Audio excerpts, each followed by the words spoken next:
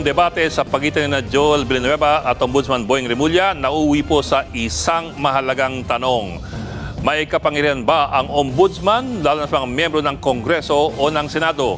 Nobyembre 2016, dinismiss ni Nuoy Ombudsman Conchita Carpio Morales si Senador Joel Villanueva dahil po sa pork barrel scam. Pero hindi po ito para sa pork barrel niya bilang senador.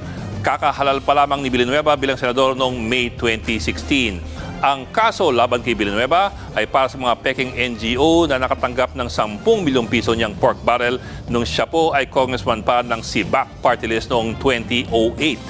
Ang ibig pa namang sabihin ng SIBAC ay Citizens Battle Against Corruption.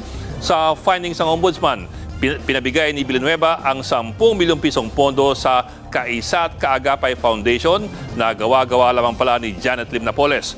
Walang proyekto, walang beneficiaries, ghost project pala. Ang hatol ni Ombudsman Morales, dismissal from service, forfeiture of benefits at perpetual disqualification from service. Pero para po malinaw, ito po ay administrative case pa lamang. At ito po ay para sa mga akusasyon laban kay Villanueva nung siya ay congressman at hindi nung siya na ay senador.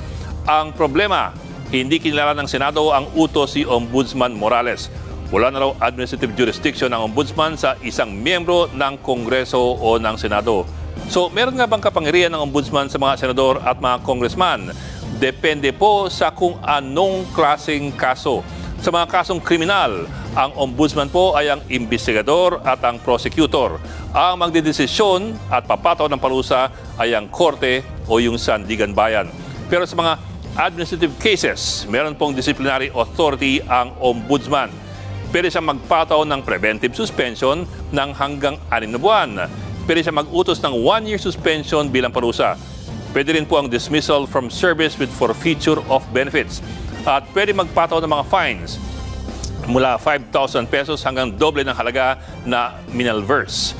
Sino ang sakop nitong disciplinary authority ng Ombudsman?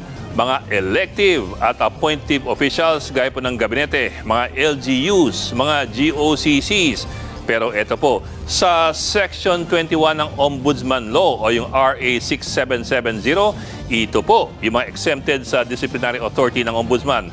Ito mga impeachable officials, mga miyembro ng judiciary at mga miyembro ng Kongreso at ng Senado. Ito rin po ang dahilan na binigay ng Senado kaya hindi dito sinunod ang utos ni Ombudsman Conchita Carpio Morales. Nasa Ombudsman Law raw na walang disciplinary jurisdiction ng Ombudsman sa Kongreso at sila-sila lamang ang pwedeng magpataw ng parusang administratibo sa isa't isa. At dahil po dyan, natenga ang dismissal order ni Ombudsman Conchita Carpio Morales hanggang sa palitan siya ni Ombudsman Samuel Martires.